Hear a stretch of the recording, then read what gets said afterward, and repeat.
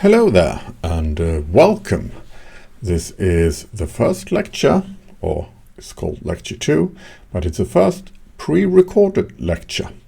And the topic for today is your first Flutter app.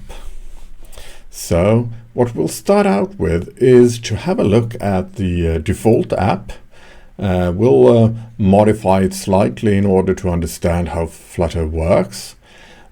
But more importantly, we'll take a little bit of a step back to create a minimal app so that we can add stuff in a rather slow fashion in order to see all the different pieces and how they fit together.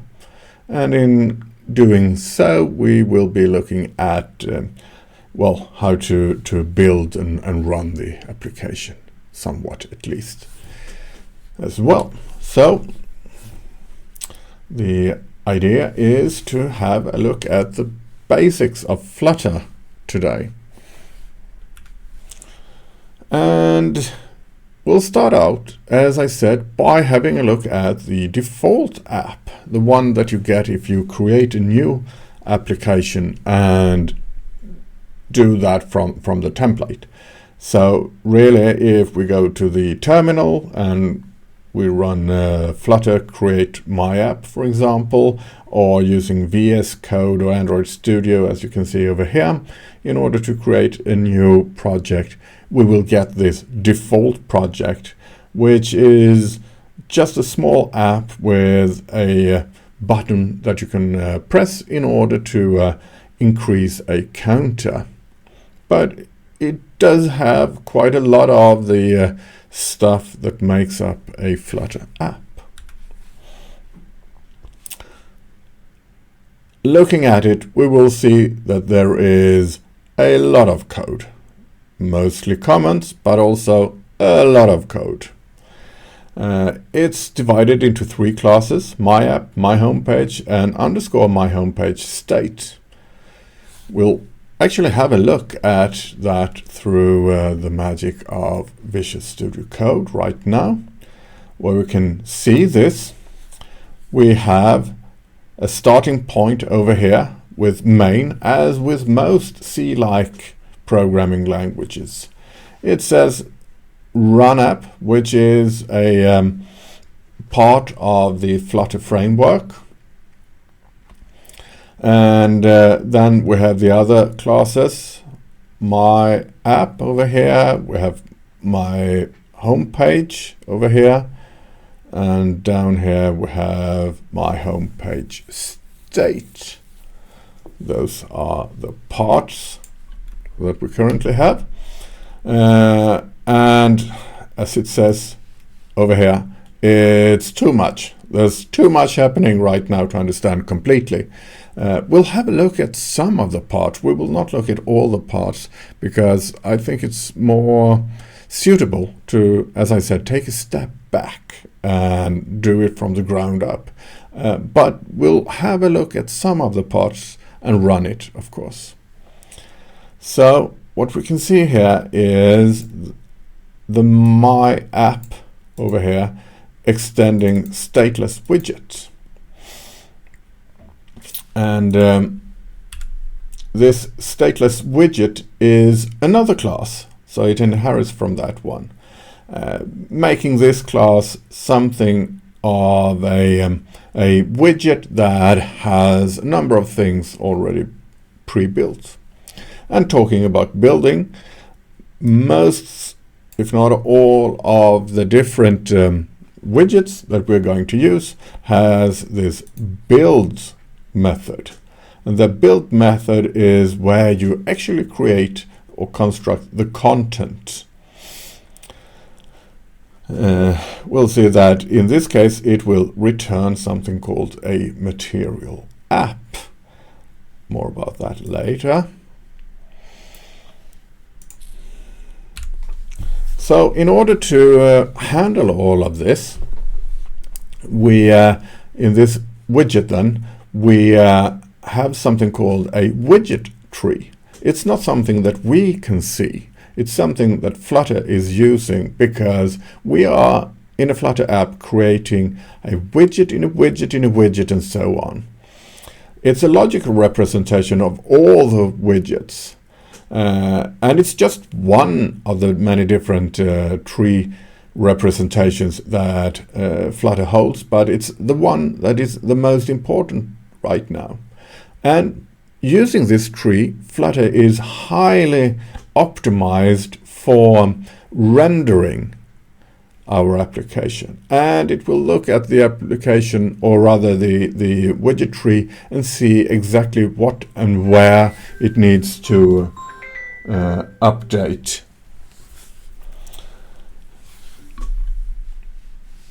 Let's see, and inside of it, as I said, we have the build method. And the build method that we can see on the right here is not as big as it looked from the beginning if we remove all the comments. But we can see that it returns something called a material app, which is also a widget. And this is a kind of a template widget for Google's material design, which is a way of laying out and having a structure of and the looks of all the things that are in a app. Or actually, material design is available for the web as well. This structure, where we have a look into this one, where we have a number of new classes or widgets, is very typical for Flutter. We can see, for example, that we have theme data, we have my home page, and these are also classes. This, as it becomes fairly nested after a while, can feel a bit difficult to overview. However, the IDEs are very good at helping us in all of this. If you come from another programming language, another object-oriented programming language more specifically, you probably know that we most often put this little keyword new in front of anything that we want to instantiate. That is, when we want to create an object of a class. And material app, for example, is a class. So it would be natural to have something like we can see over here, return new material app. However, Dart and Flutter, which are developed in tandem, well, they decided that, well, it doesn't look too good to have all of these new everywhere. So they decided in Dart to remove the need for having new. This doesn't make it that visible that we are creating a new object. However, most often we know that we are going to create a new object of something else, and therefore this is kind of easy when you get into it. It gives Flutter much more of a declarative style. And that means that we also need to talk about how we are sending the parameters to the classes. For example, material app. Well, we do that using so-called named parameters most of the time, which is basically that we do not take into account where, in what order the different parameters are placed, but rather by what name. So if we go back one, we can see that, for example, title, theme, and title again, all of those are these parameters that we use instead of the position in the constructor. Let's see if I can get back. Yes, I could. And therefore, just just to have a reminder, or a way to remind rather how this works, is that if you see something with a capital letter, it's probably a class. If it has a lower letter, then it's probably a named parameter. And again, we can then give these a value by giving the name a value rather than using the position in the constructor. And if we have a look in Visual Studio Code, for example, we can see that if we take something like my home page, we see that when hover over it, we see that it has a key and also a required string title. And when it's like this in the curly braces, then that means that it is a named parameter. Something like the material app has a lot of these named parameters, as does theme data, for example. These are classes, and they have a number of named parameters which we can use. If it says required, we need to put something in them. If it doesn't, then we don't have to put anything for it.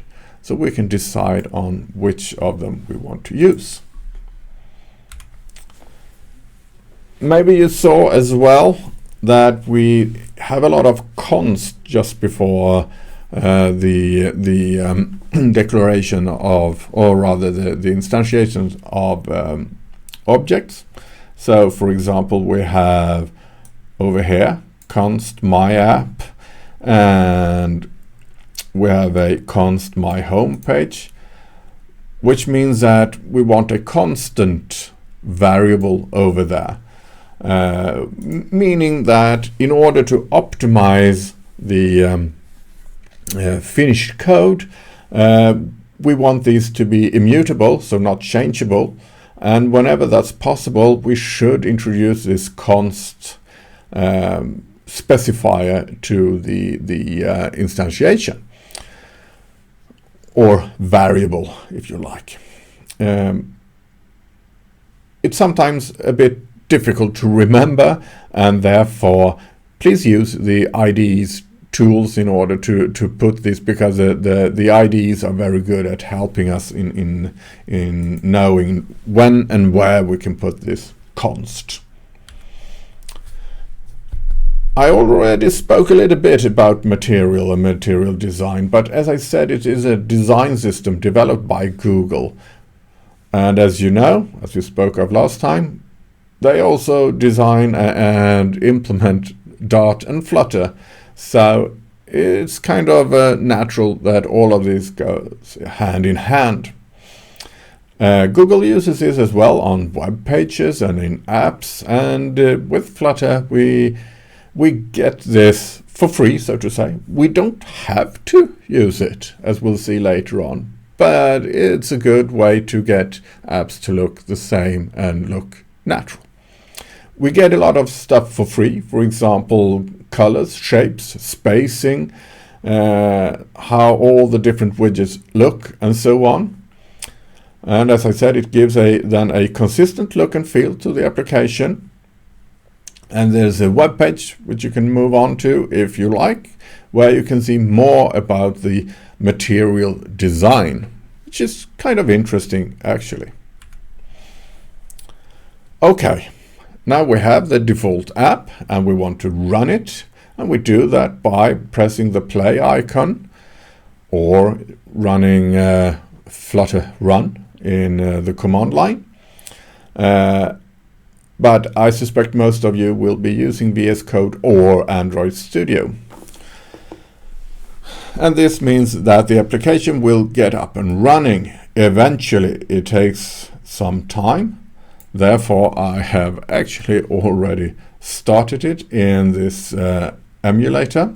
You can see that by this toolbar being present, and I started it by pressing this little play button over here.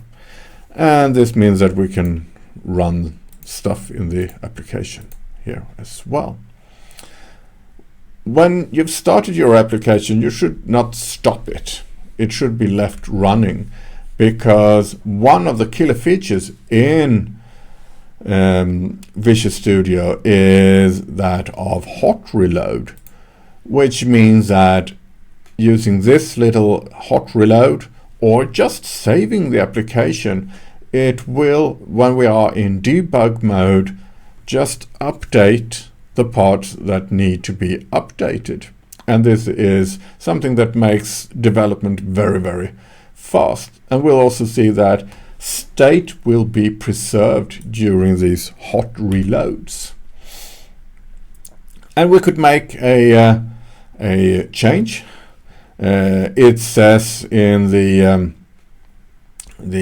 instructions just beneath this that we have a primary swatch that is blue, and we could change it to green. They've updated Flutter, so now it looks something like this instead. This is for Material Design version 3, but so we get something like deep purple over here, but we can still go in and we can change this to, say, green instead. And notice now that we've already pushed 5 times, but when I do a save over here, it will automatically update this and preserve the state that we already had.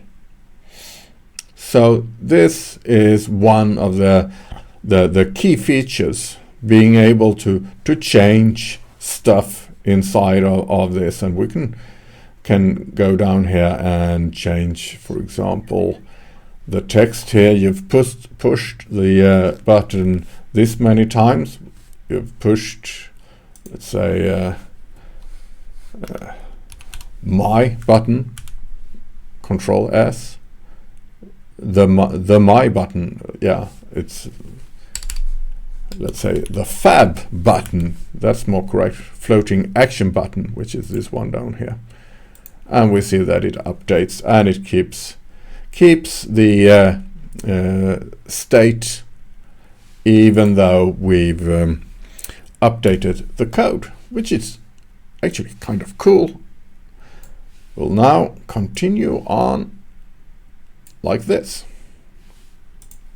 with a smaller example, because as you saw, even though there were a lot of comments, there's still a lot of code and it's a bit difficult to get into everything. Therefore, we'll start with a really small application. We can even reduce it one more line, as we'll see later on. And you could just create a new empty project. I will reuse the same over here, but you could do that and just replace everything with what you see on screen, which is basically what I'm going to do. I'll put both of these over here, and I've actually prepared this. So we'll do something like this, and when I press save, it will update, and it will take a little bit more of a oops.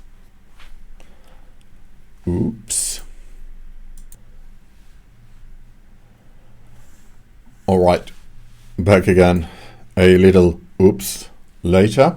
Of course, there were too many changes in order to just change that. So therefore, what I've done is just restart the application. You can push this stop debug and then press play again. And with this code, we can see that we have a minimal application. And as you'll see right now, we can even comment out this and it will still work. It's just telling us that the text direction should be left to right, but it usually is by default. Notice here that we now have everything in main.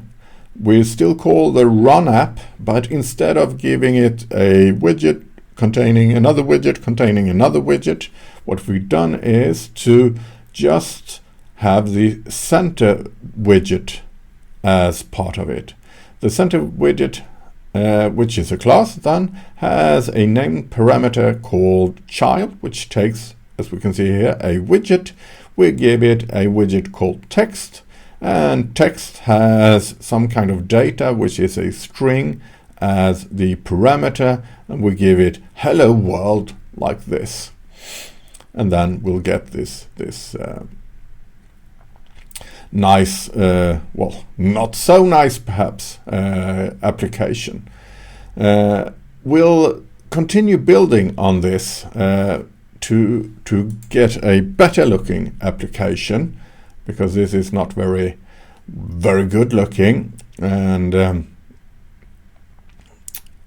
what we'll do is that we'll have a look over here, and what we'll do is to create a new view for our app, and it should inherit from the stateless widget, which is basically a widget with just some information on it, not something that will ever change. So we cannot use buttons or text input or anything like that. It's just something that shows something that will never change. We'll override the build method, which we will do with a material app, but we'll see that without the scaffold object, which we'll be using later on, this will not work either. So let's see if we can take this in like this. It shouldn't be that difficult, so hopefully doing this will actually work. Save. Could die again, but then I'll fix it. No, well, we need to do a restart in order for it to understand that we've got something new. Sometimes you need to do that, especially when you rebuild things with widgets like this. Right, now we get the error. We also see that we have this little debug over here, which is actually part of this being a material app. So what's happened? Well, we've moved from having everything in run app to a new class called myApp, which is a stateless widget. We override the build method, as I said, and in this we return a material app. It will have the title first Flutter. It has still the same things, a center with a text and the text direction, which isn't really needed. But it doesn't look really good. It's red. It shouldn't be red, because we haven't said that it should be red. It shouldn't be underlined like this, and this is basically Flutter saying this does not compute. This isn't good enough. So what we need to do is to introduce the scaffold class, and this one helps us to create the material app with all the different things that we need. So for example, it gives us the possibility of adding a title, application bar. It checks out for the layout. It gives us safe space so that we do not overwrite the part over here, for example, where we have the time, and we have over here we have a camera and stuff like that. So it helps us to make it more of a real app. So let's add that, and let's do a reload. Now it should be fine, but let's do reload. All right, we have something that's even better than before. So the changes, well, for this material app that we create, we still have the title, but for home, this name parameter, we introduce this scaffold object. And when we do that, we put everything into this safe area of the Flutter application. So again, the center, the text, and all of that we did before. And now we can see that first of all we have a white background, we have the text being in black, and so on. And this is our first real material application. It still doesn't really look the way that we want. I should also mention that this one, for example, my app, has a blue underline. That's because from now on we should introduce the key as well, the keyword, and add a const over here in order to make it even safer. As you saw, the IDE is very helpful if we forget this, and we mustn't do it, but it's a good idea to do it. All right, that's so far, but we would also like to add a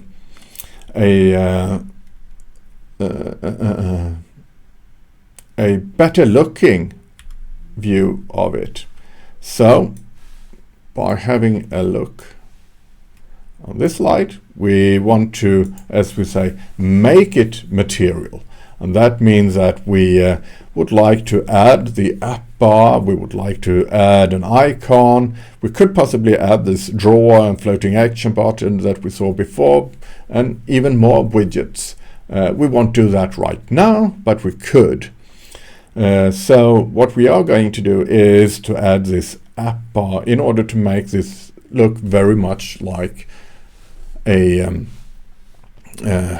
material app or an usual Android app, which basically the same. So doing that, we have some code here prepared. And what we've done in this one is to say that we have a home scaffold as before, but in this one, instead of just going for the body, we also add an app bar, which should be a new app bar, but we don't need the new keyword.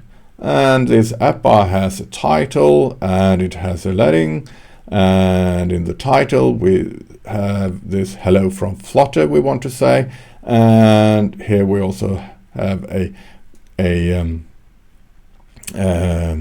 icon, and if we save this it should possibly update. Yes.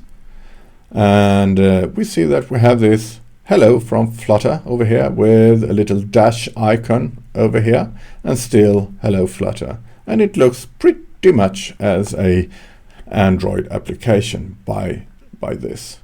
We can see that formatting isn't quite good yet. We can actually add a trailing comma like this and hit save again, and it will format it as soon as we push the Control S or whatever it's on Mac.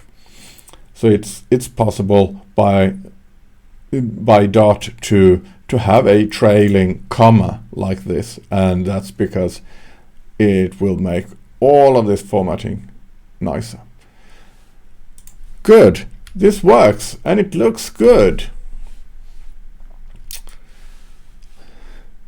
Now, all of you Apple fans out there, you might think, is it only possible to make Android apps or make apps that has this Android look and feel, material that is? Well, no, we will be doing that, but the material design that is available for all devices is not what we need to use. You saw in the beginning that we could actually begin from a clean slate with nothing and build up our application, and we could be doing our own design. And there have been companies doing this. Google, however, has also created the Cupertino design, or they've copied the Cupertino design, which is the Apple design language. And instead of having material app and just a scaffold, there's also the Cupertino app and the Cupertino page scaffold that you could use. But as I said, in this course we will mainly concentrate, or we will only concentrate on making this working with the material design, because that works on any device. Cupertino does work on an Android device as well. However, it's not possible to distribute the fonts and a few other things from the Apple design, so therefore it will not look the same. So I would say go for the material design language, and not the least because the official documentation from Google is always using this material design. But feel free to experiment. I still advise you to hand in all assignments using material design. But with that, we've had a start of understanding how Flutter works. Till the next time, goodbye.